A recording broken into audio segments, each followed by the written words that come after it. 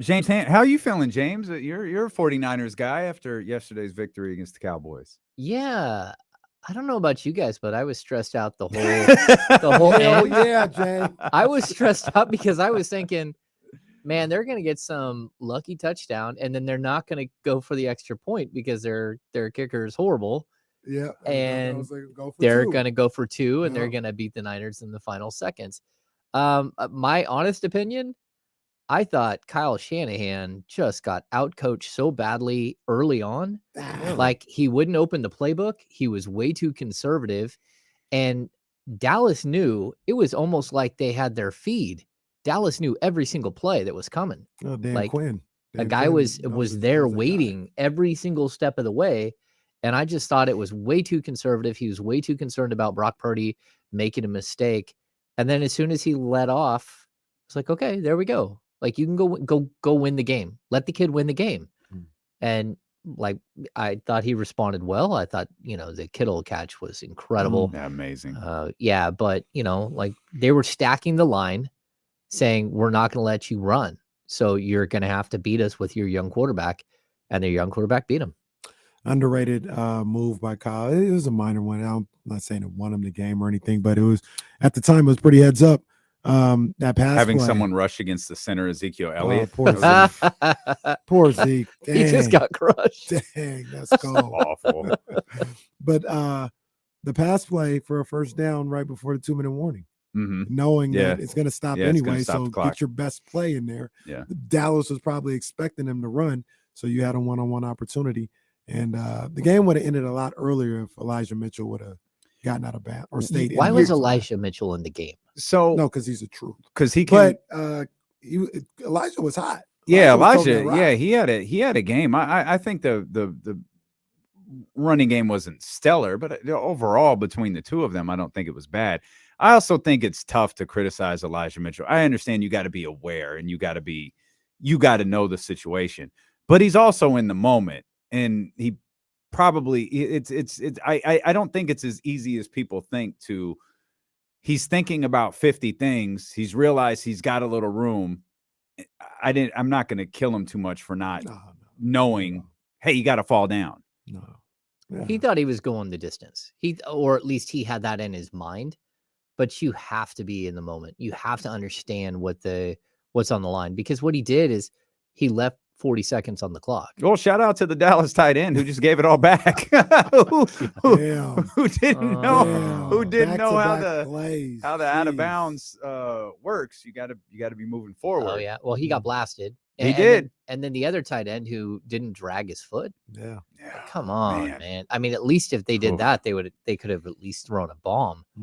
But that was just Cowboys gonna cowboy. Horrible. Yeah. Yeah. Really, really poor. It was that play that brought out the Ezekiel Elliott under center play. I wonder what Zeke was thinking.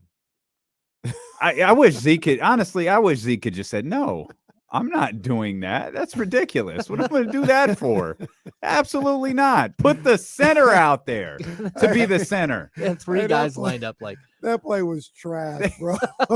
I know there's only so much you could do in that situation, but that play was garbage. The Cowboys rushed to and got to Dak Prescott in like a second and a half. Yeah.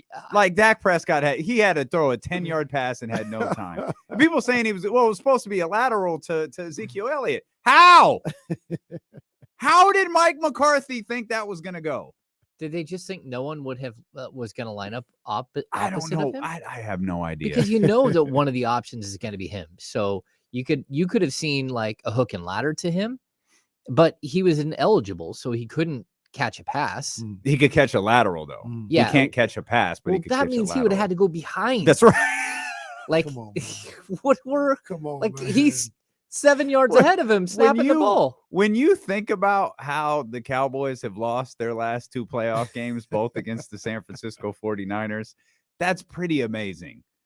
That play, and then you have the Dak Prescott draw. No. I watched that again before the game yesterday. That was so bad. Did you get so you watched the whole thing? I watched that play. Yeah. Didn't I? Because I think they showed it, or maybe I saw it on a clip making fun of the Cowboys because there was a lot of that going on last night. I partaked. The referee kind of tackled Dak Prescott trying to set the ball. Well, yeah, well, that's what was so ridiculous from the Cowboys.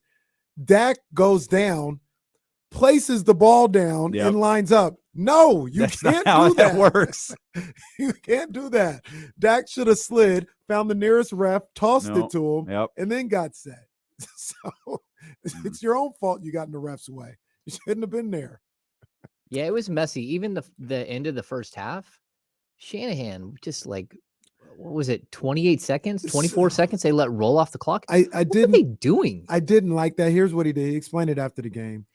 His mindset, whether you agree with him or not, was no matter what, they can't get the ball before the half.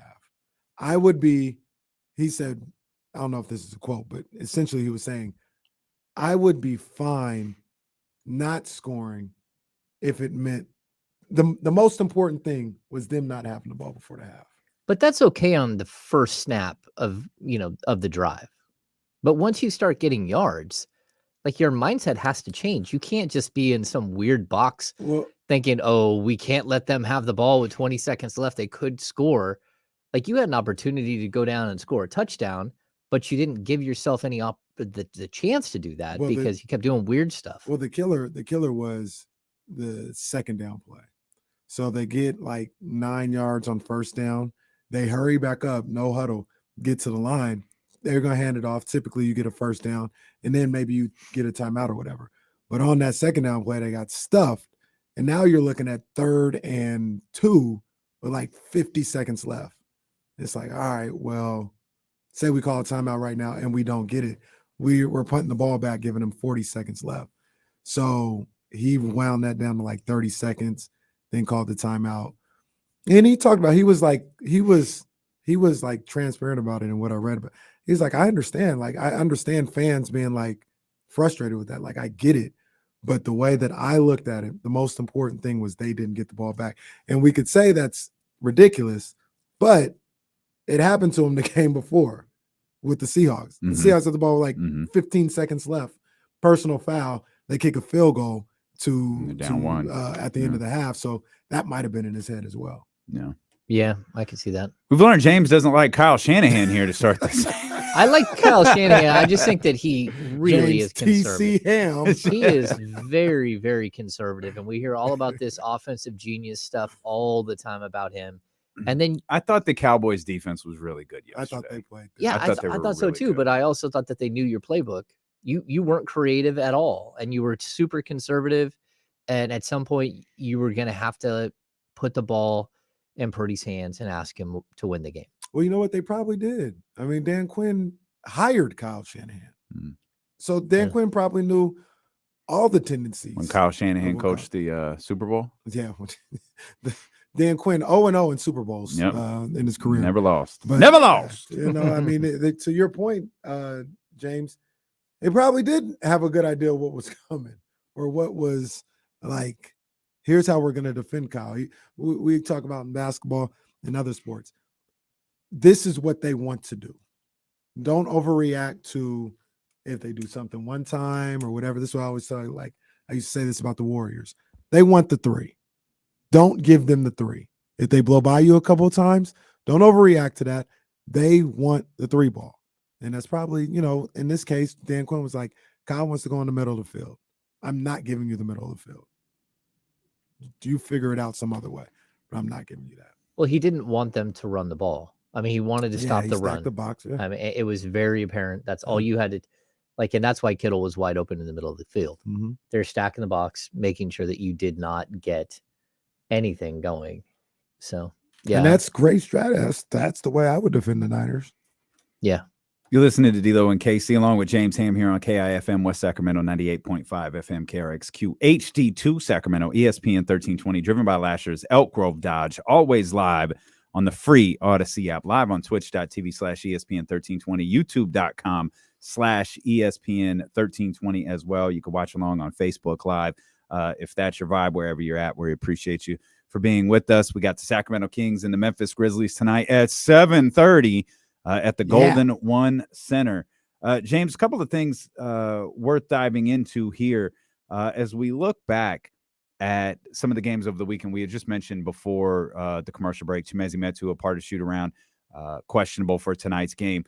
I thought Rashawn Holmes had an immediate impact when he came into the game. And I think there's something to be said for Rashawn, who had that big outing with Domas out a couple of games earlier, didn't play against Oklahoma City on Friday night, got the call in a game he probably wasn't going to get the call in when Chimezie Metu went down, and stepped in and brought that energy and had an immediate impact. Yeah, and I'll tell you this too. We waited around for Domas late after the game, and he said that the team was pretty shook by the Chimezie situation. And that's when they felt like they allowed themselves to like let up a little bit, because they were like, there was a lot going on. It was chaotic, and that's again where they lost their lead, and they allowed a lead to be built against them, and so they were. He wasn't using it as an excuse, but he was also saying, like, look, one of our guys goes down with a non-contact knee injury. We all know what that usually means. We are all, we know sports. We know how much pain he was in. There was a lot of concern, and just mental focus shifted for a sec the wrong way, and they gave up, too many points in the third quarter. They got kind of run over. And so I thought that was interesting. Rashawn is, he just continues to be a pro. Like I fully, when he talked after the Lakers win, right? And he started to get emotional in post game. I thought that was like a really, really interesting moment. He's a guy who's always worn his heart on his sleeve on the court. And then when you see him like sort of understand what it means to get out there and play, but not only that, he talked so glowingly about Sabonis, and he understands like how good Sabonis is and how much he means to the team, and how you can't be jealous. You have to be a good teammate, and just understand that you're a different player than he is. You're a different style of player. And so, yeah, I think he'll probably get like a little run here with the opportunity to play with, because I don't think Mezzi will play tonight. Maybe I'm wrong. Maybe he does, but I think that they're probably going to take a little bit more of a cautious approach to him. And then, so I think it'll open the door. It'll open the door a little bit. Hey, that kind of brings up something that I wanted to ask you, James, is you talk about Sabonis's reaction and Rashawn's, comments about Sabonis and things of that nature. Is this the closest team that you covered? Closest Kings team? Like they seem like they're like really together and they really enjoy each other. Is this the closest team you've covered? It's funny that you asked that, because I'll tell you that the age of COVID has changed everything within the locker room. So normally, like we talked about this before, it's really hard to get a gauge on a team when you aren't there inside seeing, what's happening in pregame and stuff like that. Like when it's a bunch of 20-year-olds and 21, 22-year-olds, and they're all messing with each other the whole time. Like this team has had moments when they've been very close. But at this point, we get to see them after practice, and we get to see them, sort of doing their drills, and they do seem like a very tight group. But I think when you, like, again, the locker room is a different place. And since COVID, we were locked out of the locker room for like 2 years. We're back in now. But it's different now. There might be one or two guys in there at a time, and that's if there's anyone. Sometimes it's just Alex Len sitting there on his phone. Sometimes KZ Okpala comes in. They at 6:10. So we're allowed in between 5:45 and 6:15 into the locker room in pregame, and even in postgame. In postgame, we walk in the locker room. There's no one there. Like we have to wait 45 minutes for someone to come back from getting treatment into the locker room, and then they go take a shower, and then they come back in and they talk to us. So we might get two guys. It's not like what it used to be where we're like literally around these guys all the time. So yeah, I think they are close from what I've seen, like as far as, during practices and the way that they talk about each other, the way that, it's a very like close knit group, I would think. And I also think that having a bunch of guys who are 24, 25, 26. You got a handful of guys on this team that have either babies or babies on the way. That's something else. Also, like the assistant coaches on this team, it's like every single one of them has 2 or 3 kids. It's the cutest thing. You walk into pregame, and there are little 2 and 3 and 4-year-olds everywhere. So this team has a family feel that's totally different than anything I've covered, especially like when I talk about how I just think Luke made a huge mistake early in his coaching career with the Kings. When he was with the Lakers, he got lambasted for having too many close friends on his coaching staff. So when he got to Sacramento, number one, they wouldn't let him pay for Brian Shaw at the time. And so he had to hire a different lead assistant. But the group was a bunch of people who did not know each other, and you felt it the whole time. This group here, I mean, you could see all of these people having like family play dates and stuff because all of them have kids that are the same age. They're all, and it really, when you're going through similar things in life, you kind of get tighter. You glob onto each other. Your wives hang out together, and so yeah, I think this is a pretty close group overall. Before we get into some of the games over the weekend, particularly Saturdays, the trade today, Rui Hachimura with the Los Angeles Lakers, from the Wizards to the Lakers. There were reports early this morning that perhaps that might be something Sacramento was involved in before the deal with the Lakers was ultimately done. Did you hear anything about that over the course of the last day or so? Yeah, I don't know who reported that this morning, but I will tell you it was very generically referenced to Hoops Hype. Oh, there was no. It was not referenced to any specific reporter. It was according to Hoops Hype. Okay, well, I will tell you that I heard on Friday night that they had called on him, on Rui, but it hadn't gone anywhere. And so, like, whether they're in on it or not, like, look, I think that this team is going to be active. They're going to be aggressive, going out and looking for players. Rui is another guy who's 24 years old, right? Who fits right into their age group. But is he the right fit? And how much money is he going to want this summer? And you've already had some of those cursory talks. Like, you at least know what his agent is looking for. So it's a lot different. Like, we're hearing that Jakob Poeltl wants like $20 million a year to start, right?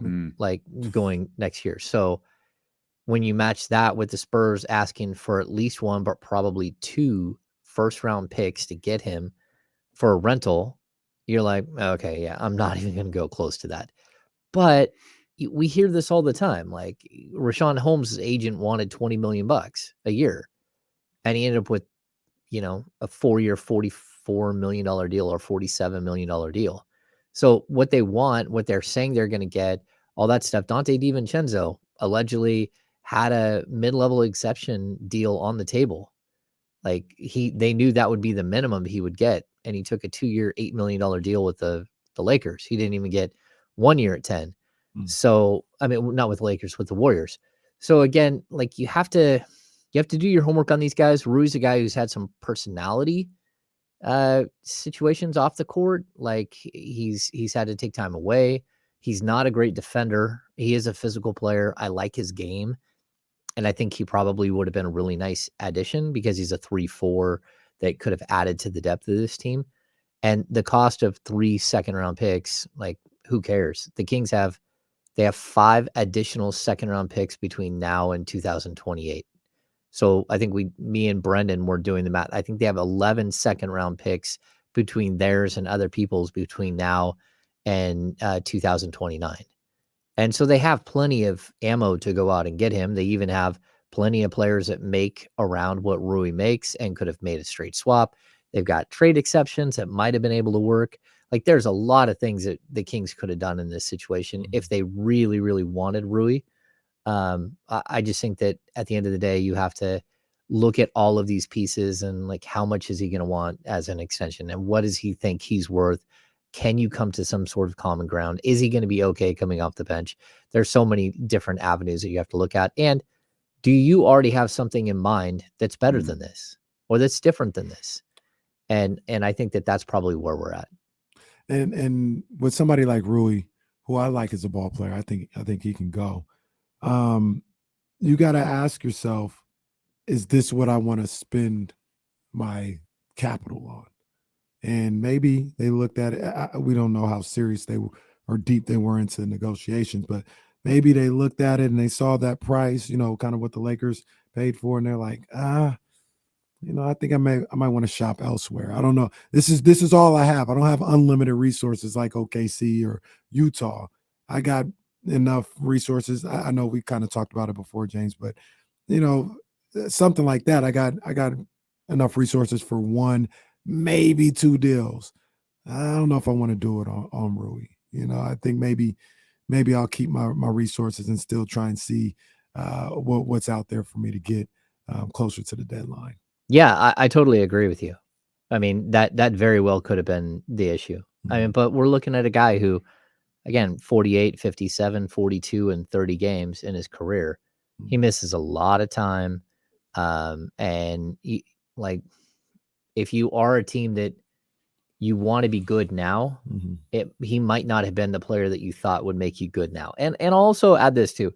I heard that, and it wasn't an inside inside the Kings franchise source. It was an outside source. And so my job was to go and do more research on it. I didn't think that it was going to happen this weekend that he gets traded, or this morning that he would get traded. So, I mean, I don't know what the leg work is, and I'll look into seeing how close they were, or how much they kicked the tires. All I had heard was that they had made a call, but that doesn't mean anything. I mean, if the Kings didn't make a call, then that would be negligent. You at least have to kick the tires and see what's out there. And again, maybe you're right. Maybe 3 second-round picks was too rich. And they're like, that's really not what we're looking to do. And is he a long-term fit? What stood out to you most on Saturday? They got their butts kicked on the boards. I thought that stood out. The defense was not great. Overall, though, I thought the Kings were on the second night of a back-to-back, and I thought in the late third quarter and early fourth quarter, where I looked at the team and saw that they had no legs, I thought Sabonis had no legs. So, but when I go back and I hear Sabonis say, hey, we were distracted, it makes sense, because we had that moment where, was it Sabonis and Trey Lyles missed 4 straight free throws? Yeah. That showed me that either they didn't have legs, or again, they were distracted. They were concerned about their dude who had just went down. So there was that moment from the end of the third and the start of the fourth where I thought you saw something was off, or that they had just flat out ran out of gas. And then I saw them recover and battle. And I was like, okay, it's interesting. So at least it's fun. I mean, the final play, the 2-minute report said that Sabonis fouled Montrezl Harrell on the last play of the game. Come on now. It's a free for all. That ball almost went in. And then it would have been a totally different story. You would have had a team playing on the second night of back-to-back, going to overtime and seeing if you got the legs to fight through it. Again, look at all the players for Philadelphia that fouled out, or that were on the verge of fouling out. Tobias Harris fouls out. PJ Tucker was in foul trouble the whole night. I thought the Kings were the aggressors for a good portion of the game. You saw it at the end of the day. I don't care if Embiid and James Harden aren't there. That team is really good either way. They still have well-coached 2 seed right there. Yeah. I mean, that's a really, really good team. Just like the team that they're going to face tonight. If Ja and Steven Adams aren't there, I think that's a little different, because those are the motors that make that team run. But that doesn't mean Desmond Bane can't light you up for 45 or something. I believe he's done that. Yeah. That it's a talented team. And not only that, but look at how that team is built completely. We can go back to OKC game. OKC gave the Kings a run for their money because they don't stop. They play an entire 48 minutes. They make you play every single second in the final 90 seconds. Yeah. You're going to get fouled. You're going to go to the line. You have to execute. You have to be in the moment, or they will find a way to beat you. Well, that's the Memphis Grizzlies in a nutshell. That's what Taylor Jenkins established with this team 3 years ago. And now we're seeing the grown-up version of it, and it's impressive. This team doesn't stop, and they have a next man up mentality, and they got a bunch of guys that every team in the league goes, man, I wouldn't mind having that guy deep on my bench. Zaire Williams, all right, look at that. That's another guy I'd like to have on my team. Like they have all these players that you're like, all right, I'm kind of down with that guy. Yeah. Sabonis absolutely committed a foul on that last play. I thought he did too. He absolutely did. He like hooked it. Hey, I thought it was strategic. It was sneaky. It was one that she could get away with. Obviously, he got away with it, but he absolutely did it. He knows he did it. We all know he did it. But you know, the funny thing about Saturday as well, and I don't remember the last time I felt this, you know, when things were like really close towards the end, or Harrison Barnes at the free throw line, I was like, just get to overtime. They'll pull this out. They'll get the win. Just get to overtime. Find a way to get to overtime. And I think you'll pull this one out. Obviously, they weren't able to, but, you know, it goes back to where this team is and how we've kind of changed our views of this team. At least maybe I have. Like, I feel like that's a team. While they didn't win, you know, I wanted them to win. Frustrating that they didn't win. I think this is a team that can play teams, especially at home, even though the record is kind of, you know, closer to 500 than we'd like to believe. They can play teams like that and get in a situation where if it's close, I think they're going to pull it out. Maybe some of that has to do, a lot of that has to do with the way De'Aaron Fox plays in the fourth quarter. But I always feel like in a close game, they always have the ammunition to pull out a close game. I'll say this too. Like the one other thing that stood out was Harrison Barnes looks like he's never going to miss again. Like when he's shooting the 3 ball, it looks like it's going in every single time. And most of the time it looks like it's not even going to touch the net. I mean, like he is on like in the month of January shooting 51.4% from 3 on 6.7 attempts per game. And then the other thing is once again, we had a moment where De'Aaron Fox, who was really good in the fourth, who, what do you have, like 14 points in the fourth, I think. But he set up Keegan Murray for that beautiful 3-point shot that, again, him showing faith in someone that you might not in that situation show faith in, and Keegan coming through with a big bucket too. Yeah. I only chuckled because you're right. Harrison is lighting it up. That boy's cooking. That damn shot that would have put him up by 3. That miss. Oh, the free throw. No. Oh. The 3. Oh, yeah. Did that hit rim? I don't think it hit the rim. The one where he's at the top of the key and they kicked it out. There was down 2 with like under a minute to go. Harrison shoots the 3 at the top at the top. I don't think it did. No. It reminded me of Kevin Huerter's shot on Friday. That's what I thought too. Kevin Huerter missed a shot on Friday by like 4 feet.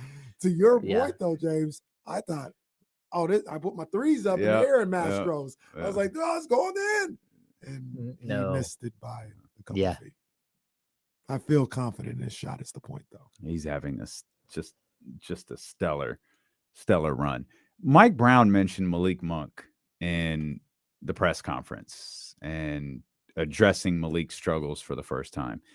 And we had a conversation about what that might look like, because you can't DNP CD Malik Monk.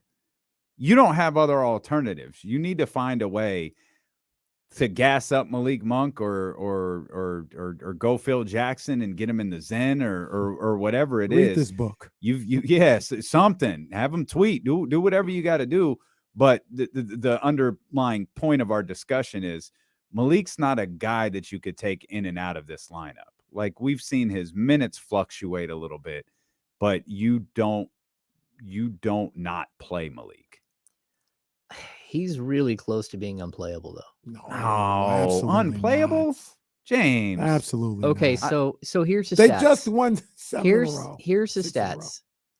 Over his last 22 games, 22 games, Malik Monk is averaging 11.6 points, 3.4 assists, 2 turnovers.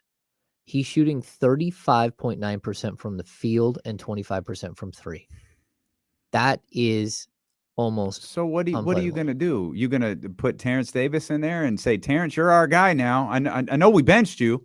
We didn't believe in you, but now we don't believe in Malik, so now we believe in you. Yeah, so no, I think you keep playing Malik and you try to get him to play through it, because what we've seen is bursts where he looks like himself. And then it goes away. And to me, when it goes away, he misses 1 3-point shot, and you're like, I even saw him going up and down the court like beating himself up, like grabbing onto his head, like infuriated that a ball like went halfway down and popped back out. I thought it was interesting. Like Mike said, hey, you guys are going to need to talk to Malik. First of all, Malik ain't talking to us. Like we've asked for him a couple of times and he's not talking for like, and I won't say that because Malik Monk is in the locker room quite a bit in pregame and he is accessible. So if I want to ask Malik what's happening, he might actually sit there and have a conversation with me. He also might not go in the locker room for a couple of days because of that, because he doesn't want to talk about it right now. But I thought it was really interesting that Mike, once again, I thought used the media a little bit to point to say, hey, look, as long as he's doing the extra work and what he needs to do, as long as he's coming in and getting shots up when they aren't going in. And I was like, okay, wait, are you like calling a guy out or are you not calling a guy out? Because it kind of feels like you're saying that he just now came in last night and did extra work and he was in here early this morning, but maybe he wasn't before that. And so like, I don't know what Mike's like point is there, but he also said, you guys probably need to go talk to Malik and see where he's at mentally and, see what he thinks about this because, like, look, I'm going to ride with the guy right now. He's not going to lose his job right now, but at some point I have to make a business decision. That's what's best for the team. And as long as he said, as long as he's doing the stuff to get right, then I'm going to ride with him. And it was like, okay, well, what does that mean? So I just thought it was an interesting exchange. And like, this is on the hills. Like, I'll tell you, December 7th is, I don't know if it's the date that Mike Brown, like, put his shoe up on the media table and almost kicked the table off the podium. 6th man of the year. Talking about Malik for 6th man of the year or what? Like, but it's almost coincides with it perfectly where you're like, did Malik kind of get too much pressure? Did he, like, is that what we're seeing now? And I don't know. Like, he's a guy that's so happy-go-lucky. You need him out there. You need his energy and everything else. But I think as we get further and further along, like, man, he's got to do something. He started getting the assist going again. He started getting, sort of others involved when he's in a slump. He started getting to the rack a little bit more. But man, you can't shoot 25% from three for 2 months he's shot that longer, like we're 45 games into the season. Half of the season, he has shot 25% from the field. And he's had 2 games, I think, where he scored 20 or more in that stretch. The 33-point game where he literally helped you beat the Denver Nuggets almost single-handedly. And then a 25-point outing where he was really good too. Take those out. What's he averaging? Like 8 points a game? It's not good. Yeah, well, I mean, the job of Malik Monk, first and foremost, is to get back into the groove, find a way to get back into the groove. And the other job is for Mike Brown to, I would say this again, maybe it's just my coaching style, maybe not Mike Brown's. Maybe he is doing it. We don't know. But you empower him. You find a way to get him back to that spot and not say, hey, man, you guys need to go talk to him. Or like, if I'm hearing those things, I don't know if this is the case at all, but if I'm having the same thoughts as you are, James, when he's talking about, right now, his job's not in jeopardy. And if he, does do stuff like little things thrown out there, it's like, come on, man, don't do that. Don't do that. That's how I feel. Like, don't do that. Like, find a way to get that guy back on the right foot the right way. Or maybe it's not the right or wrong. But I'm going to guess that Brown has already done all of that. And that this is the stage 3 of his intervention. Again, like I'll tell you, since that Denver game that we talked about, that was on December 28th, where he dropped 33. He's averaging 8.7 points on 32% from the field and 22.4% from 3. That's tough. Like, this team needs everyone firing on all cylinders. And I think that his struggles have been overlooked. Because in that time, the Kings are, 1, 2, 3, 4, 5, 6, 7, 8. They're 8-4.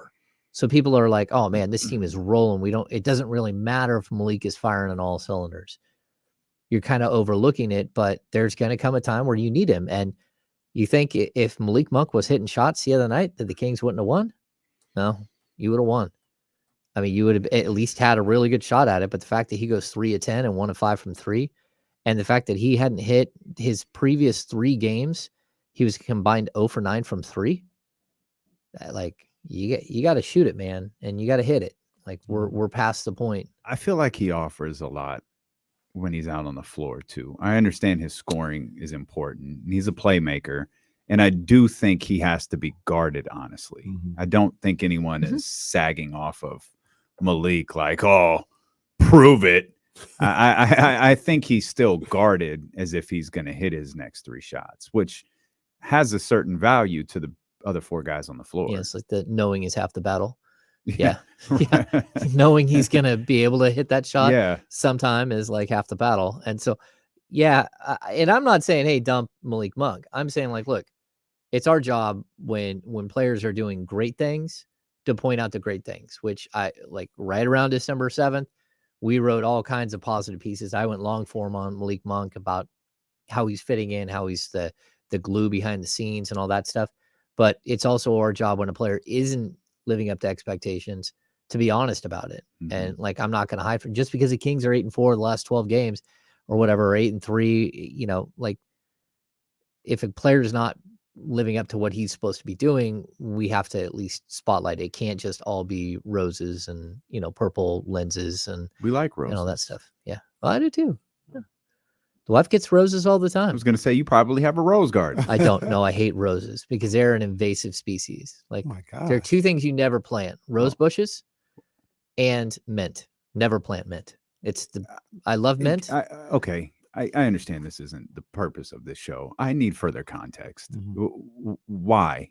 Rose bushes? Yeah, well, both, quite honestly. Okay, so why do you hate mint? I love mint. I'm a mojito guy. I believe that. Yeah, yeah. And I love having fresh mint. And as long as it's in a pot, it's okay. The second you put it in the ground, you might as well like write off whatever it is, that whole entire area that you planted it. It will never go away, and it will pop up again and again. And it's invasive. It strangles everything else out. It smells great. But like if you have a small garden and you drop mint in, you now have a mint garden.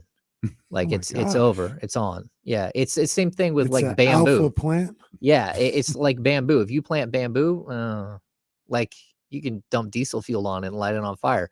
It'll be back the next year. Like, hey, I'm back. Wow. Roses just take over. And you know, they're spiky and they just keep going and going, and you have to tame them all the time. And like, and getting a rose that looks like anything you'll find at a store out of your own rose bush, it just doesn't happen. Yeah.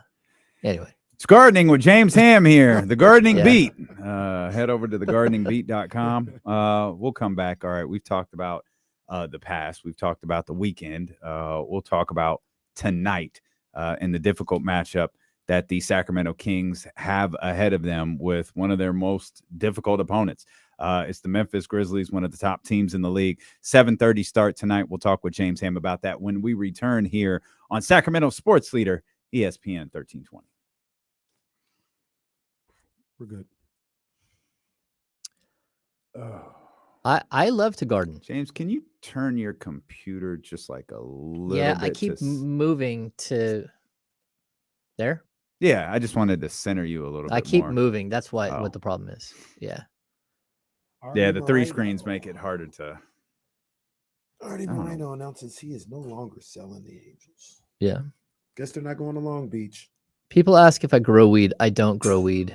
Oh, that would be awesome. I'd be at Ham's house a lot more. Yeah. I do love to plant. Do you even have a backyard? You don't have a like you don't really have a backyard, do you? Yeah, I have. It's about 100 yards down to the lake. Oh, okay. It was dark when you were there. Yeah, I couldn't see anything. Yeah. Hey, International Aceberg in the building. Oh, my OCD stays strong all the time, Dr. David. Just realized there was no point in having my headphones on if I couldn't use them.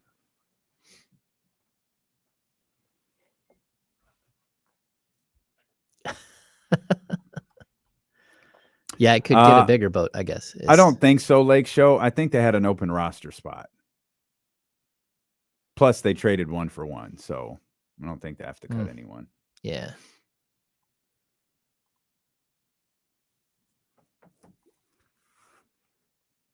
Yeah, I have a greenhouse and then I have a regular garden out front, but I have because we have deer everywhere. And Kevin, Russ, you're right. Blackberries. Oh, blackberries are the devil. I think I knew that about blackberries. Yeah, that's a nightmare. But I feel like blackberries and roses have to be in some sort of same like line of plant. Like their leaves are slightly similar, but also the spikes. So I think I just saw that same tweet you saw about Stone Cold. When you read it, I thought like they made an offer, he rejected it. It's still out there, like it still could go down that way, huh? Oh, is that right? Yeah, it says Okay. Was it from Raj Gurry? It was someone from Fightful. Yeah. Huge money offer was made to Stone Cold for a match with Roman Reigns. It seems to me like with The Rock out, Austin versus Reigns will likely be WrestleMania main event. Wow. Can't lie. That does not interest me at all. It doesn't interest me. I would rather see Cody versus... Because if he was going to beat The Rock, he should destroy Stone Cold Steve Austin. Hit the thumbs up while you're here, please. We should just have a gardening hour. Gardening I hour? love Followed all by this the wrestling conversation. hour. Yeah. Get James. Oleanders are Commercial break. It invasive. just dawned on me. Run it back is next. Can you text me what we're using for run it back? I mean, obviously, I know we're using James, but just what we're running back. Will Z to start. Will Z. Okay. You want to go with that opening segment? Yeah, the open will Will always Z, run.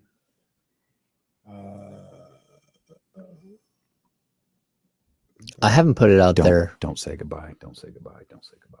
elsewhere that the Kings had, from what I heard, called on Rui. So he could use that segment. Exclusive. Oh, we use all of James. James gets hurt twice no matter what. Oh, I was mentioning oleanders. Oleanders are, you can cut them all the way down to nothing and they'll come back way fuller. But oleanders are totally poisonous. Oh my gosh. So you see oleanders everywhere, right? But never let your dog and never let your kids around oleander bushes. Jeez. Adam L. No, because they lost on Saturday. No Drake bars. Yeah. Damn.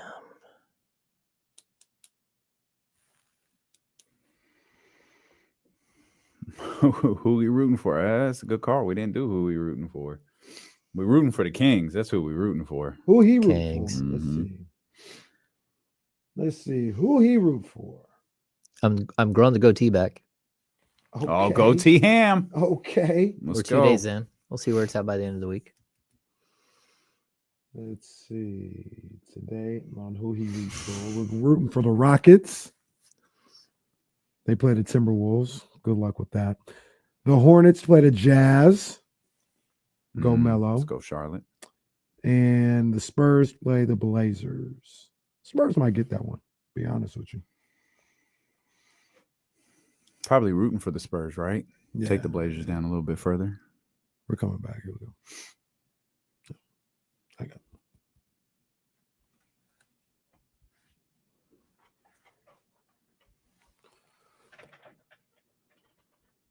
D-Lo and KC.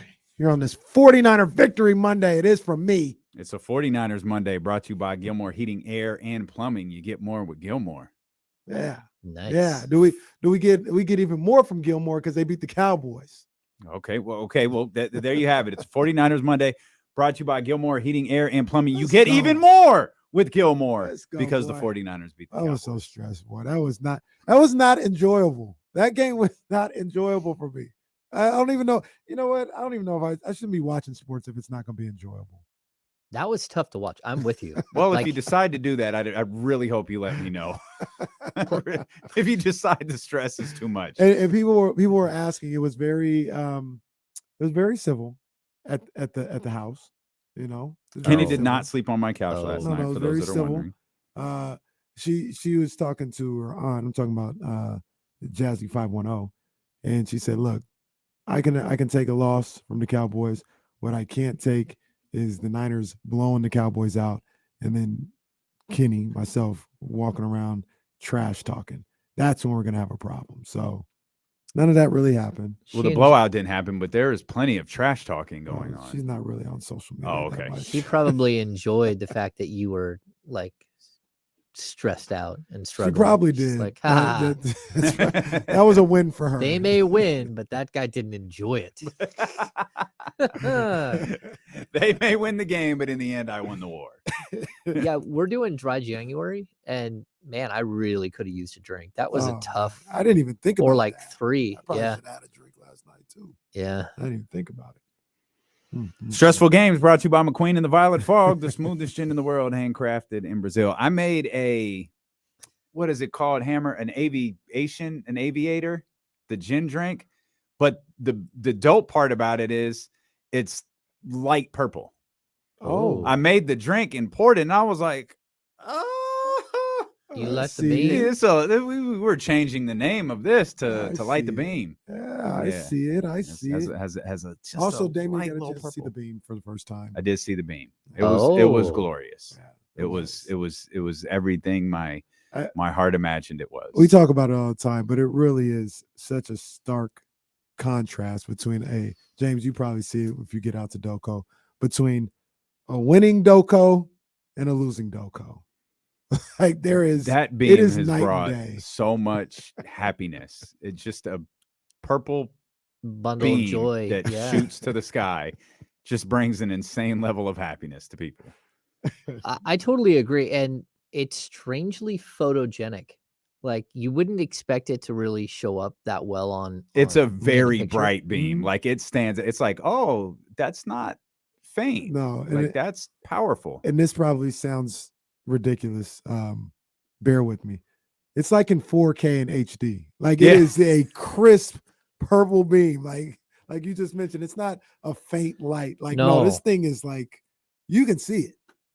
Yeah, that like when I was younger, I had a full dark room, so I don't like touching up photos at all.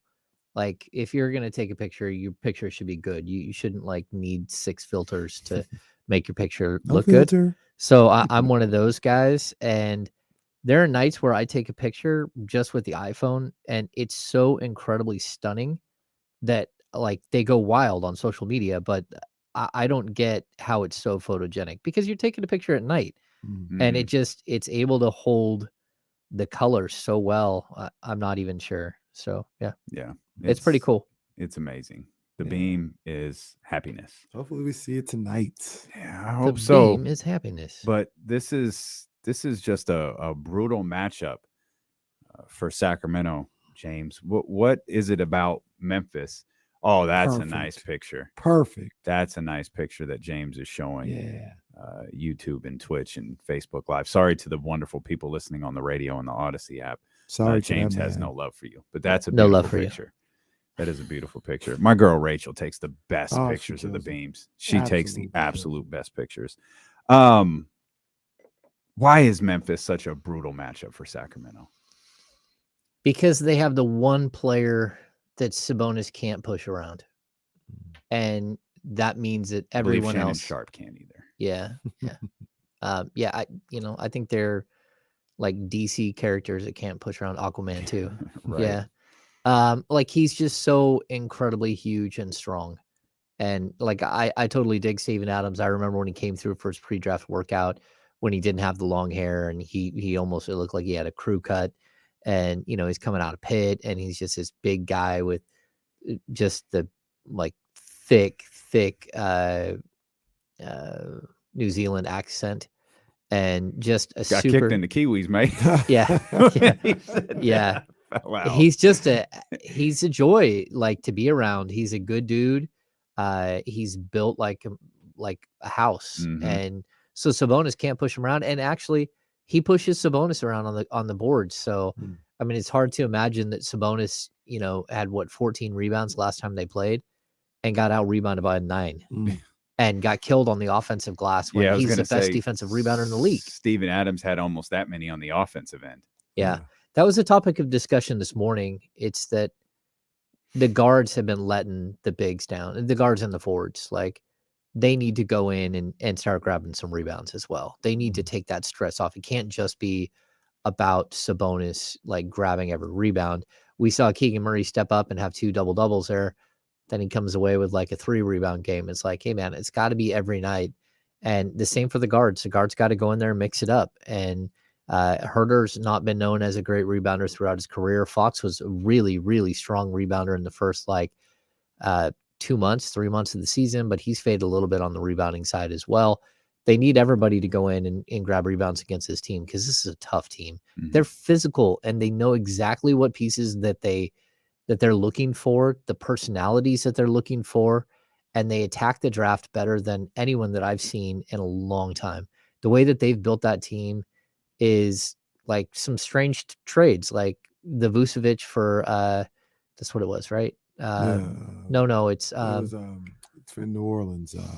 Valanciunas for Steven Adams deal. You're like, that doesn't make any sense. I think Valanciunas is a better player. No, Steven Adams is the right player for that team. But again, Brandon Clark, just a great fit. Yeah. I mean, to get Desmond Bane in the second round. Yeah. Is it Tyus Jones that they have there? He's one of the most efficient point guards in the league. He does not turn the ball over at all. He's like Corey Joseph on steroids. Like he does not turn the ball over. Yeah. So they're so incredibly efficient. And then, again, I think Dylan Brooks is sort of the player that they modeled who they were going to go get everyone else. Mm-hmm. He's just so tough and he's mean. And those are the guys that they go out and get. They find all these guys that play with an edge who aren't bad dudes, who aren't causing problems all over the place or, getting themselves in trouble or out of control. They're just really tough from top to bottom. And if you're going to beat them, you got to beat them. You got to play 48 minutes. You got to beat them. Yeah. Hey, real quick, Damon, I don't know if you saw this over the weekend, but after the situation with Shannon Sharp, Dylan Brooks, that's when he said all that stuff. Did you see the video of him saying it, or did you just read the quotes? No, I saw it. Did you see the tweet where the guy said he looks like Shawn Michaels in 1987? He did look ridiculous. He had like a tank top on, tucked in. Yeah, good. A black beater on. Yeah, not good. Not good. That was hilarious. That was funny. But my man got a tank top on. Shannon Sharp rocking a $3,000 cardigan, and you're calling him pedestrian, sir? No, absolutely not. Like 97 Shawn Michaels. He's getting ready for a street fight against Triple H. I almost got you guys like there. I got hit with an ad, and it was for I think it was for Target, and they had a bunch of like old school WWE action figures that were on. You should have bought them all. Yeah, they were like $11, and I think one of them was Shawn Michaels. That's why. Oh man, yeah. What could have been? Damn. What could have been? Oh man, but have action figures. Let me ask you. Let me ask you this, James, and Damien, I don't know if I really got your take on it either. Maybe you can answer too. Are you annoyed by the Grizzlies? Because they seem to be like top 5 most annoying teams in the NBA right now. They get under your skin. You know what bugs me about them is the acting. Like they're like certain guys, like I can deal with it. I don't like that Luka is literally on the official the entire game. But at the same time, when I see him get fouled, he usually gets fouled hard. But Ja with the head bobs and he gets these foul calls because his hair's long and he's shaking it all over the place. I always thought, like, when you're watching a boxing match and you see a guy with dreads or with long hair, I always thought that was such a disadvantage in boxing because it just showed everybody when you took a punch. Like I watched, oh, look, he got hit. But when it comes to Ja, like he just does it all the time. It's like he's just flopping all the time. And, there's a couple of guys in the league that when they flop, Alperen Şengün, my goodness, man. Like, I don't think I've seen a dude flop like that. I mean, it was like Vlade, like plus. Wow. So those things kind of like wear on me because it's like, just play the game straight up. Like if you can beat the guy against you one-on-one, go ahead and beat him. If he fouls you, he fouls you. That happens all the time, but make it so it's fair. It's the one good thing is like Tony Brothers was here a couple of days ago. He won't be at this game. That So guy. I don't think he'll be at this game. So I think, Oh, shoot. so I think that's a bonus for the Kings because that's never great. Sabonis had his 22nd straight double-double on Saturday. This, I believe, the first one with just points and assist. The second.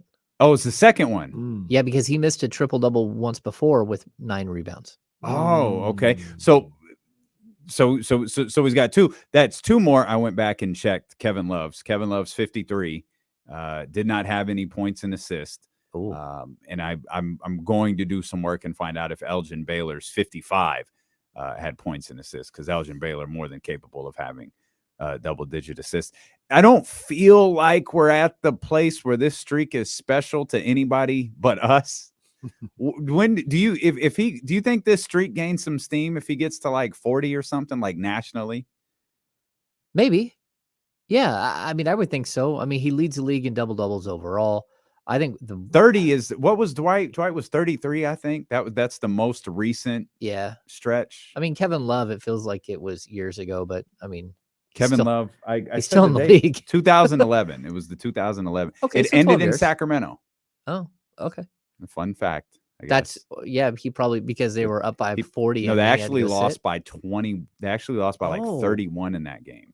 Remember, the Timberwolves ain't Oh, they good. weren't any good. That's right. He made the All-Star team when they weren't good. Yeah. He's one of the Timberwolves rare suck. exceptions. He played 14 minutes that game. I think he had like 3 rebounds or something. Against Cousins? Jason Thompson. Derek Williams. JT got him. JT got him. That 2-man wall that is Jason Thompson and Derek Williams. Just Can't believe that couldn't team do didn't anything make it. against them. Can't believe they didn't make it. I'm gonna find the box score. I did think it was about to be showtime when Derek Williams got here, though. Remember how he first came Was in? that Arizona?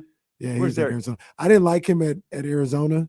I actually knew his brother. I was like really good with his brother, and his brother's like, yo, my brother's about to go #1. I was like, man, I don't know about all that.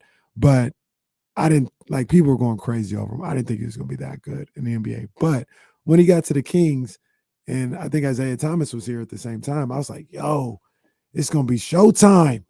And it was not. It was not. What was Derek Williams' issue? Derek Williams had so much talent. He just didn't have the want to be great. Like there are a lot of guys that get in the league and they dig the NBA lifestyle, but they're not ready for what it takes to be great physically and like mentally. Like I super athlete, very, very nice guy. Like he was fun to have in the locker room, but it's really hard to, like, when your teammate can go for 30 one night and 3 the next, and you just look over at him like, what just happened? Or like George Karl compared him to the Coke machine. That's Derek Williams. He literally looked at the box score and goes, man, even a Coke machine could have more than 1 rebound in 30 minutes. Uncalled for. And the only one that played 30 minutes and had 1 rebound was Derek Williams. Yeah, it's one of those things where some guys just don't have that. Like they're tall guys that play basketball, not basketball players who happen to be tall. So, he got there because of his gifts, but then he didn't want to do what it took to be that next level. Yeah. He's actually, I follow him on Instagram. He's like playing in, I don't know, somewhere in Spain. Doing a really good job. Good job for Derek Williams. I'm currently looking at Legends, WWE Legends. Okay. AJ Styles. I don't know AJ Styles. Oh, yeah. The Ultimate Warrior, he sold out. Like they sold out of his action figure, but they do have Shawn Michaels still available. What's Shawn Michaels wearing in this action figure? There's I think you have choices. Oh wow. It's got outfits. Yeah, it looks like what could be a sleeveless vest. Yeah, that's Oh yeah, Oh yeah, this is looking like Oh, this is Oh yeah, Kenny's all over this. This is Shawn Michaels when he first turned the Heartbreak Kid. Oh, okay. Yeah. Okay. Wearing, like, the sensational Sherry Shawn Michaels. I like it. Zebra pants. Well- They also have Ken Shamrock. I'm Yeah, in my zone. I'm just saying. Since James can't leave the WWE action figure thing alone, I couldn't leave this box score alone. I had to pull it up. I had to know. DeMarcus Cousins that night. 1 of 2 Oh my gosh. in 20 minutes. Oh, so it was. I tried to figure out if he got it doesn't look like he got thrown out of this game. Wait, you said 2011. 2011. This isn't the Derek Williams revenge game, right? No Derek Williams here. We've Oh. got 23 points from Marcus Thornton. Oh, Yep. little buckets. We've got 19 from Benno. Oh, Benno, he Ooh. had some moments. Samuel Dallenberg. 26 points. Oh, he was Samuel going to work. Dallenberg. You know, He was going to work. he Double digits from Eugene Jeter and Dante Green as well. Hey, yo, shout out to my man, Pooh Jeter. he He got know a shoe store down in L.A. Dallenberg had such a rap coming to Sacramento. I loved covering Samuel Dallenberg. He was the nicest guy, and again, he's from Haiti, but you know, Haiti was, I believe, French colony for a while, so a lot of Haitians speak French. He had like deep accent, and then he talked with his hands and his arms, so he was always like all around you the whole time. It was like, holy cow, because he was a tremendously large human being. And they had Whiteside and they had DeMarcus Cousins at the same time. Like, they had a bunch of big dudes. I think the 2011 Darnell Jackson was on that team as well. I'm fascinated by this basketball game. Not sure what happened with Cousins that game. I'm not sure what happened with Cousins or Kevin Love, because it was a 5-9. It was a 10-point game going into the fourth quarter. And then the Sacramento Kings outscored them 42-20. So it wasn't a blowout until the fourth quarter. So that doesn't explain why. I mean, I guess DeMarcus may have sat at the third and never went back in. Did he get tossed? It doesn't look like he got thrown out. It doesn't look like Kevin Love got thrown out. It's not listed anywhere here. People just really didn't care about that game. You know who was inactive in that game? Hassan Whiteside. Oh, he got hurt. Hassan Whiteside was inactive for this game in 2011. Is it the end of the 2010-11 season? Yeah, it's the end of 2010. Okay, so Whiteside got hurt. Kings were 17-51. The Minnesota Timberwolves were 17-54. Oh my Okay. gosh. Whiteside was a second round pick. I think it was in next offseason. He came in, he gained 45 pounds and looked like he could go out in the parking lot and lift cars. And then the first day of camp trashed his knee because he had gained so much weight. But not before he showed off his one move that he'd worked on all summer. And as soon as he started showing everybody the one move that he'd worked on all summer, they're like, "Hey, bro, that's a travel." And he's like, "No, it's not." They're like, "Hey, look what Whiteside's doing. Is that travel or no?" It's like, "Come on, man, that's a travel." Like, all of them were like, "Bro, that's the one move you worked on and it's a travel?" It's like, yeah, like that's a travel. That's a travel. You know, it's hearing those records and seeing Yeah. everything that's going on. Yeah. I was about to say, I used to pray for times like this, Oh, but no, yep. not this week. Can't do it this week. Imagine being so wrapped up in this football game you can't listen to dreams and nightmares.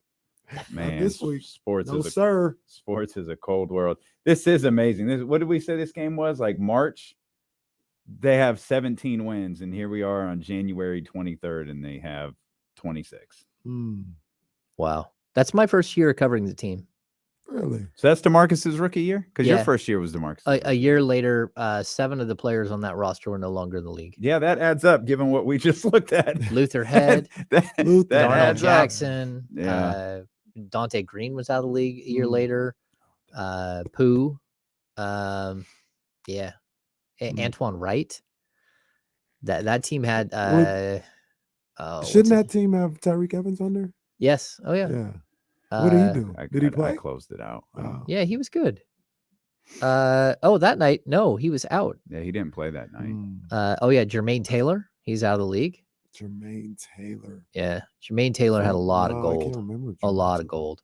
Marcus Thornton, like people who watch Marcus Thornton, he played defense like a toddler running down a hill.